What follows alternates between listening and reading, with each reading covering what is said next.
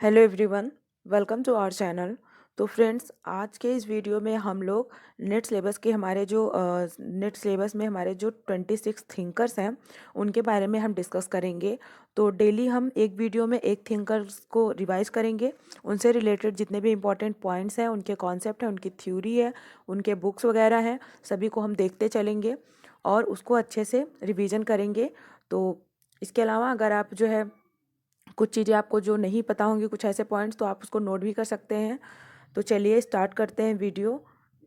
और video start करने से पहले एक रिक्वेस्ट है आपसे कि अगर आप चैनल पे फर्स्ट टाइम आए हैं और वीडियो देख रहे हैं तो प्लीज़ चैनल को सब्सक्राइब कर लीजिए और बेल आइकन ज़रूर प्रेस कर दीजिएगा, ताकि जब भी हमारी वीडियोस आएँ तो उसका नोटिफिकेशन आप तक पहुंच जाए। और इसके अलावा अगर आपको वीडियो पसंद आए तो प्लीज़ वीडियो को लाइक शेयर ज़रूर करिएगा और कमेंट करके ज़रूर बताइएगा वीडियो आपको कैसा लगा। तो चलिए स्टार्ट करते हैं। तो देखिए, सबसे पहले जो हमारे थिंकर हैं वो हैं इमाइल दुर्खीम। और ये हमारे क्लासिकल थिंकर हैं। क्लासिकल थिंकर हमारे तीन हैं नेट के सिलेबस में। इमाइल दुर्खीम हो गए, कार्ल मार्क्स हो गए और मैक्स वेबर। इन्हीं तीनों को हमको पढ़ना है। तो सबसे पहले हम आज जो है इमाइल दुर्खीम के बारे में देखते हैं। तो सबसे पहले देखिए, जो इमाइल दुर्खीम थे, इनका जन्म कब हुआ था? 1858 में। एक सेकेंड। इनका जन्म हुआ था 1858 में। कहाँ पे हुआ था? फ्रांस में। फ्रांस के ओपिनल एक स्थान था। फ्रांस का फ्रांस का एक लॉरेन क्षेत्र था, वहाँ पे स्थित था ये ओपिनल। लॉरेन क्षेत्र, वहाँ पे स्थित है ओपिनल। वहाँ पे इनका जो है जन्म हुआ था, फ्रांस में। इसके अलावा इमाइल दुर्खीम जो है ये एक फ्रांसीसी समाजशास्त्री हैं ही। और ये जो है 19वीं 20वीं सदी की शुरुआत में 19वीं और 20वीं सदी के शुरुआत में ये माने जाते हैं। मतलब 19वीं 20वीं सदी के विचारक माने जाते हैं। इसके बाद देखिए, इनकी जो मेथोडोलॉजी है, दुर्खीम जो थे, इन्होंने अपनी स्टडी में बहुत सारे मेथोडोलॉजी का यूज़ किया था। तो अलग अलग मेथोडोलॉजी इन्होंने यूज़ किया था अपनी स्टडी में। तो उनके नाम हम देखते हैं। तो देखिए, सबसे पहले है प्रकार्यात्मक विश्लेषण, यानी फंक्शनल एनालिसिस। तो इन्होंने इनका जो स्टडी था, इन्होंने जो उसमें मेथोडोलॉजी अपनाई थी वो प्रकार्यात्मक था, यानी फंक्शनल एनालिसिस इन्होंने किया था। और ये एक प्रकार्यात्मक थिंकर भी माने जाते हैं, यानी फंक्शनलिस्ट माने जाते हैं ये। उसके बाद दूसरा देखिए, दूसरा है तुलनात्मक अध्ययन, कंपैरेटिव मेथड। तो इन्होंने अपने स्टडी में इन्होंने तुलनात्मक अध्ययन किया था। तीसरा देखिए, ऐतिहासिक और तुलनात्मक विश्लेषण, यानी हिस्टोरिकल एंड कंपैरेटिव एनालिसिस। ये दोनों का यूज़ इन्होंने किया था अपने स्टडी में। फिर है आगमन विधि। इन्होंने इंडक्टिव मेथड यूज़ किया था। और आगमन विधि यानी विशेष से सामान्य की ओर जो जाता है। उसके बाद है अप्रत्यक्ष मेथड। अप्रत्यक्ष एक्सपेरिमेंट इन्होंने किया था। मतलब इन्होंने जो स्टडी किया था वो डायरेक्ट जा कर के फील्ड में नहीं किया था, बल्कि इनडायरेक्ट किया था। उसके बाद है सहसंबंध विचलन, यानी कॉनकमिटेंट वेरिएशन। फिर है मल्टीवेरिएट एनालिसिस। और इसके बाद है पॉजिटिविस्टिक, यानी ये प्रत्यक्षवादी थे। तो ये सारे जो हैं वर्ड, ये दुर्खीम से संबंधित हैं और ये सारे वर्ड हमें याद रखने हैं। ये बहुत ज़्यादा इंपॉर्टेंट है। मतलब दुर्खीम की अलग अलग जो मेथोडोलॉजी है उससे रिलेटेड ये सारे इनके कीवर्ड्स हैं। चलिए आगे देखते हैं। आगे देखिए, इनका जो कॉन्सेप्ट है, तो पहला सामूहिक चेतना। इन्होंने सामूहिक चेतना और सामूहिक प्रतिनिधित्व की बात की थी इन्होंने, दुर्खीम ने। सामूहिक चेतना की बात इन्होंने किस संदर्भ में किया था? इन्होंने सामूहिक चेतना को महत्व दिया था, क्योंकि जो सामूहिक चेतना होती है वो मतलब व्यक्तियों की जो चेतना होती है उससे मिलकर के बनी होती है। तो ये जो है सोसाइटी को बहुत ज़्यादा इंपॉर्टेंस देते हैं। तो इसलिए समाज में जो व्यक्ति हैं उनका जो सामूहिक चेतना है उस चीज़ को ये इंपॉर्टेंस देते हैं, यानी लोगों की चेतना जो होती है मिल करके एक समूह में, उसको ये इंपॉर्टेंस देते हैं। उसके बाद सामूहिक प्रतिनिधित्व, यानी लोग जो मिल करके किसी चीज़ का प्रतिनिधित्व करते हैं। मतलब किसी एक व्यक्ति का जो चेतना होता है या कोई एक व्यक्ति का जो प्रतिनिधित्व है उसको इम्पोर्टेंस नहीं देते हैं, बल्कि समूह में जो चीज़ें होती हैं उसको इम्पोर्टेंस देते हैं। उसके बाद है कलेक्टिव इफर्वेसेंस। फिर है सोशल फैक्ट, सामाजिक तथ्य, जो कि इनका इम्पॉर्टेंट पॉइंट है। मतलब पूरा इनका जो थ्योरी है सोशल फैक्ट के इर्द गिर्द ही घूमता है। ये इन्होंने सबसे ज़्यादा इसी का अपने स्टडी में यूज़ किया है सोशल फैक्ट का। तो सोशल फैक्ट इन्होंने दो तरीके से बताए थे। पहला इन्होंने बताया था कि भौतिक होते हैं, दूसरा अभौतिक होते हैं, यानी मटेरियल और नॉन मटेरियल की बात इन्होंने की थी। उसके बाद टाइप्स ऑफ लॉ इन्होंने बताया था। इन्होंने बताया था कि कानून जो है वो मतलब जो परंपरागत समाज था और जो आधुनिक समाज है उसमें कैसे थे। तो इन्होंने परंपरागत समाज के कानून बताए थे कि वो रिप्रेसिव लॉ होता है, यानी दमनकारी कानून होता है, और जो आधुनिक समाज है उसमें प्रतिकारी कानून होता है। तो परंपरागत समाज में जो कानून था, दमनकारी कानून था, उसमें क्या होता था कि जैसे कोई अगर कोई अपराध कर देता था तो उसे उसी तरह की सज़ा दी जाती थी। यानी कोई किसी का मतलब अगर किसी को जान से मार देता था तो उसके बदले में उसको भी मतलब उसी तरह की सज़ा दी जाती थी। और आधुनिक आधुनिक समाज में क्या होता है कि प्रतिकारी कानून होता है, यानी अगर आपने किसी का मर्डर कर दिया तो आपको जान से नहीं मारा जाएगा, उसके बदले में आपको मतलब उम्र कैद की सज़ा हो सकती है या जेल आपको हो सकता है। तो दुर्खिम का कहना है कि जो ये प्रतिकारी कानून है ये दमनकारी कानून का ही क्या है, आधुनिक रूप है। और ये जो दमनकारी कानून है ये आदिम समाजों में पाया जाता था, और ये प्रतिकारी कानून जो है ये आधुनिक समाज में पाया जाता है। फिर उसके बाद है विसंगति की अवधारणा इन्होंने दी थी। इनका कॉन्सेप्ट था एनॉमी का। और विसंगति जिसको हम कहते हैं, यानी समाज में जैसे कोई व्यक्ति है, समाज के नियमों को और उनके अकॉर्डिंग वो नहीं चल पाता है, तो कहीं ना कहीं वो अपने आप को जो है समाज से कटा कटा महसूस करने लगता है, समाज से अपने आप को अलग महसूस करने लगता है। तो उसमें क्या होता है, एनॉमी आ जाती है। तो इसी को इन्होंने मतलब विसंगति की अवधारणा इन्होंने दिया था। आगे देखिए, अगला पॉइंट है टाइप्स ऑफ सॉलिडरिटी। तो दुर्खिम ने टाइप्स ऑफ सॉलिडरिटी बताई थी, यानी इन्होंने एकता की बताई थी कि कौन से समाज में किस तरीके की एकता जो है वो पाई जाती थी। तो पहला इन्होंने बताया था मैकेनिकल सॉलिडरिटी, और दूसरा बताया था और दूसरा इन्होंने बताया था ऑर्गेनिक सॉलिडरिटी। ऑर्गेनिक सॉलिडरिटी तो यांत्रिक एकता और साव्ययी एकता। तो दुर्खिम की जो एक बुक थी जिसका नाम था सोशल डिवीजन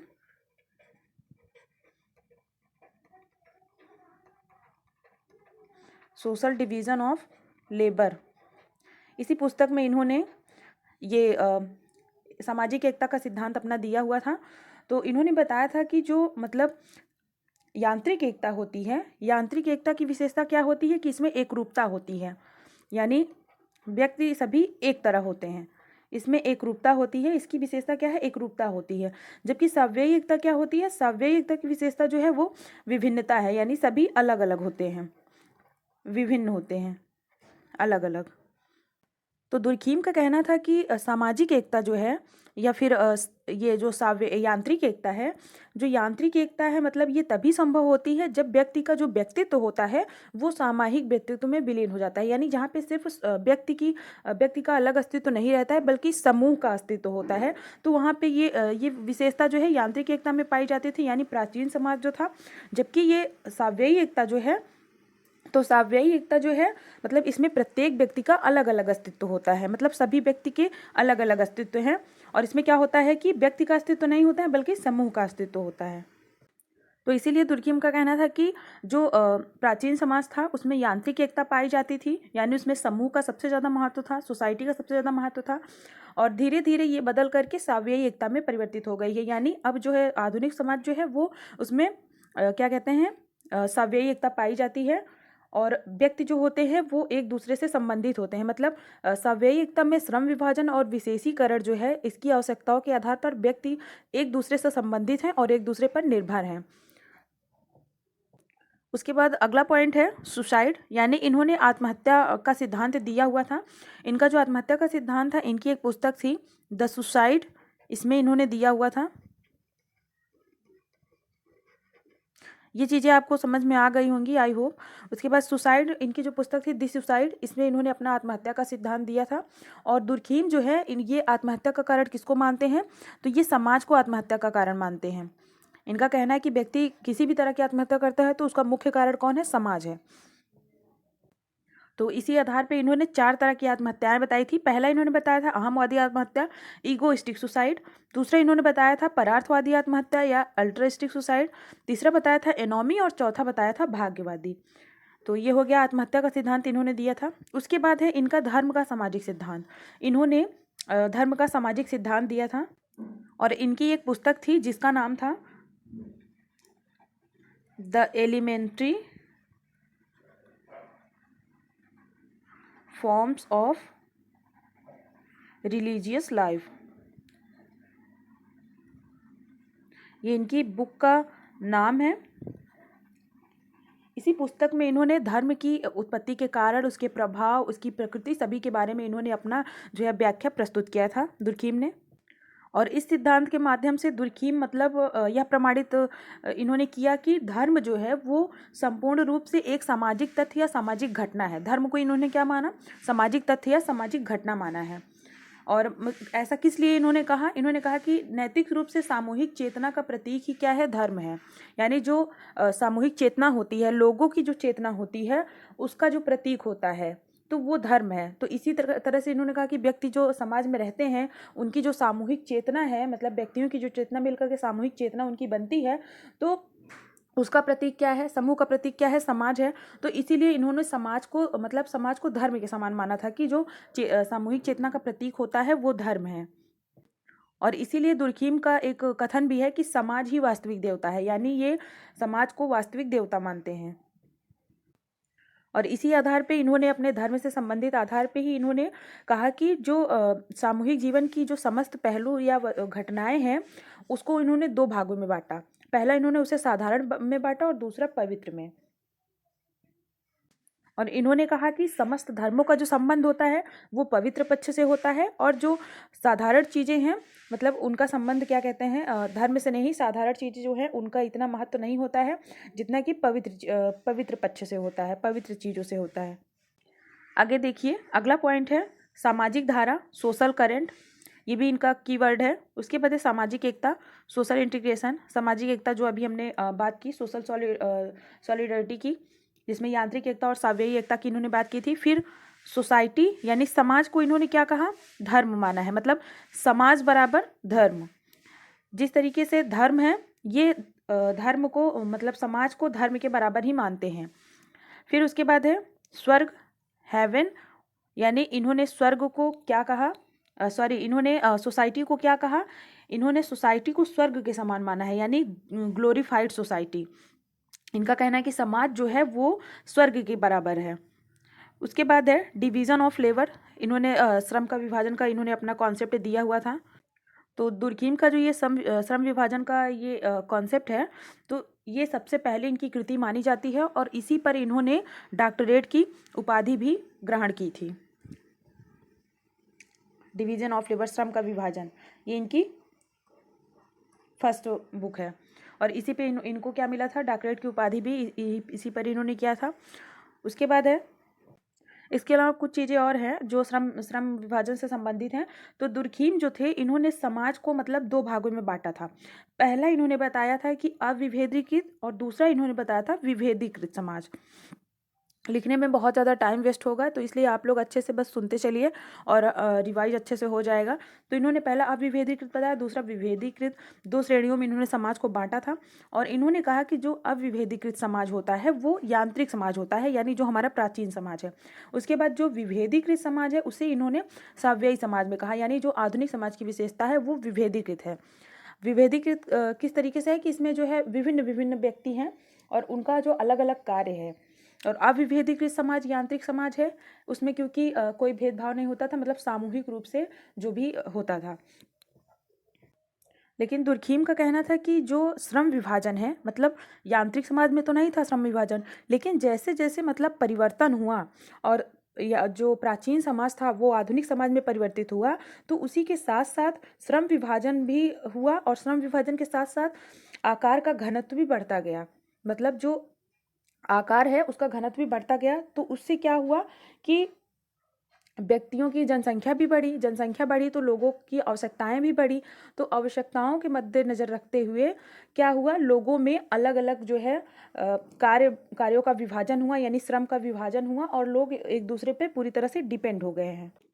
तो कुल मिलाकर के श्रम विभाजन में दुर्खीम ने मतलब मेन रूप से व्यक्ति और समाज के संबंधों को मतलब प्रस्तुत किया है कि व्यक्ति और समाज का जो संबंध है वो किस तरीके का है।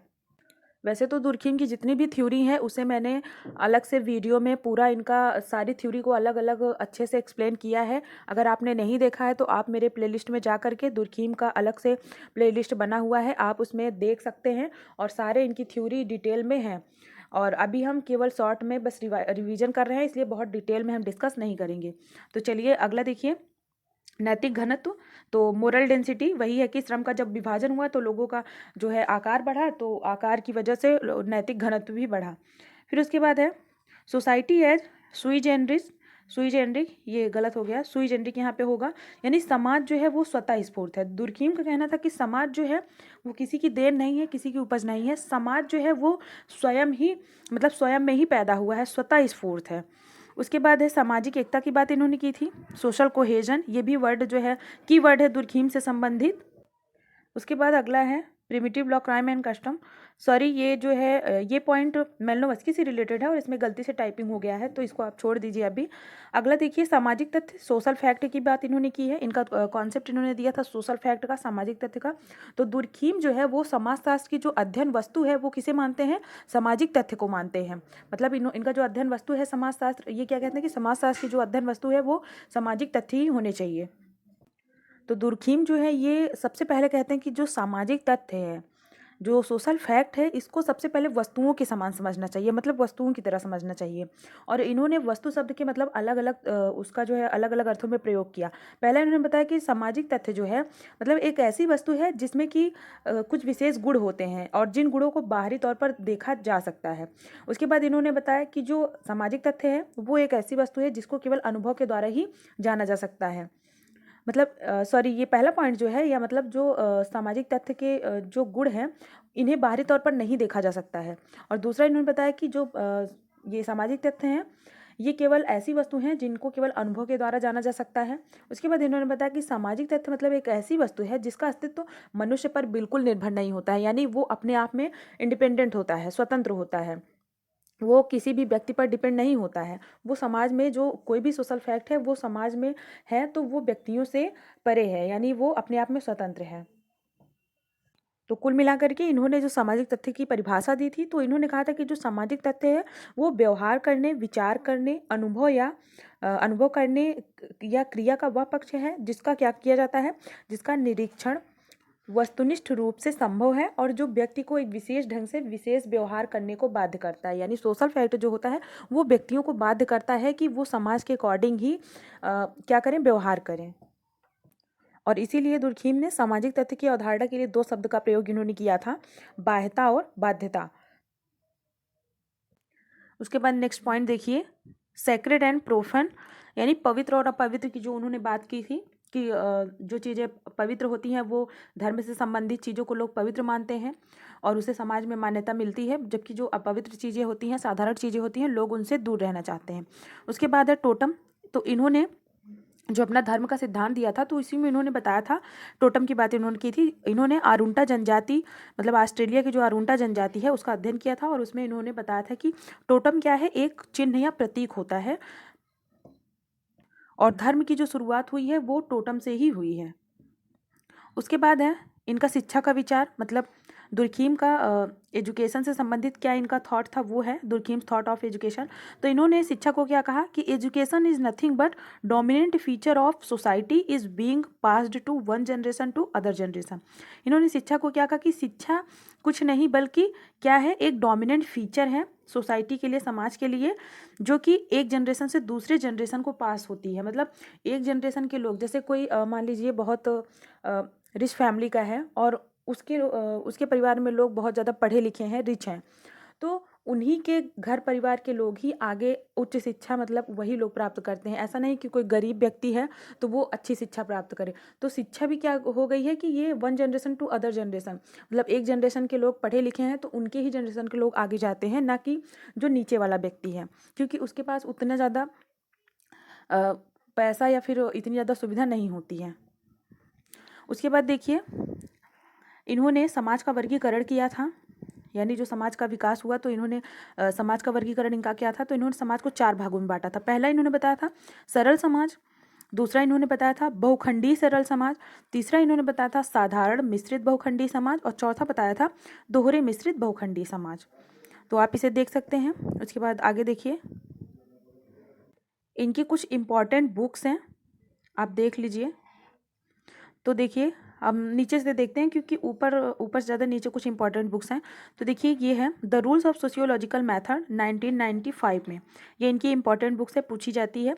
उसके बाद है the elementary forms of religious life, यहाँ पे ऑफ होगा, the elementary forms of religious life, ये 1912 में आई थी।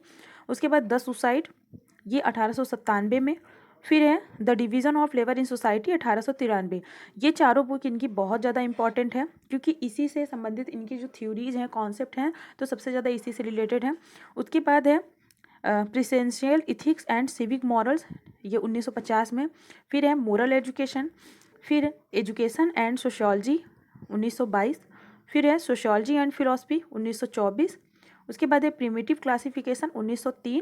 उसके बाद है एनी सोशियोलॉजी 1898 में। तो ये इनकी इम्पॉर्टेंट बुक्स हैं। तो ये दुर्खीम से रिलेटेड जितने भी इम्पॉर्टेंट पॉइंट्स मतलब मुझे समझ में आए मैंने ऐड किया है। बाकी अगर कुछ छूटता है तो आप कमेंट करके ज़रूर बताइएगा कि इनके क्या और इम्पॉर्टेंट पॉइंट्स हैं और क्या इम्पॉर्टेंट कॉन्सेप्ट या थ्योरीज हैं। और इसके अलावा कुछ जो है दुर्खीम को जैसे बहुत ही ज़्यादा मतलब क्लासिकल थ्योरी में ये बहुत ज़्यादा इम्पॉर्टेंट रोल है इनका। और समाजशास्त्र को एक वैज्ञानिक अलग स्वतंत्र एक सेकेंड। तो ये समाजशास्त्र को जो है एक अलग विज्ञान, एक अलग विषय के रूप में बनाना चाहते थे, तो इसका भी श्रेय इनको जाता है। इसके अलावा दुर्खीम जो थे ये किस स्कूल से बिलोंग करते थे, तो ये सिंथेटिक स्कूल से बिलोंग करते थे, सिंथेटिक स्कूल से बिलोंग करते थे ये। और दुर्खीम जो थे इनको जो है काम्ट के उत्तराधिकारी के रूप में भी माना जाता है। यानी कभी क्वेश्चन में पूछ सकता है कि काम्ट के उत्तराधिकारी के रूप में किसे माना जाता है, तो वो दुर्खीम है। और दुर्खीम ये प्रत्यक्षवादी हैं और ये काम्ट की तरह मतलब प्रत्यक्षवादी हैं और जो धार्मिक या तात्विक जो भी विचारधारा थी उससे बहुत दूर रहना चाहते थे। और ये भी वैज्ञानिक पद्धति को अपनाते हैं और इन्होंने अपने समाज के अध्ययन में वैज्ञानिक पद्धति को ही आधार बनाया है। तो आज के वीडियो में बस इतना ही, मिलते हैं नेक्स्ट वीडियो में और दूसरे थिंकर के साथ। तो आज के लिए बस इतना ही। और अगर आपको वीडियो पसंद आया तो प्लीज़ लाइक शेयर कमेंट ज़रूर करिएगा और चैनल को अभी तक सब्सक्राइब नहीं किया तो सब्सक्राइब कर लीजिएगा। Thank you.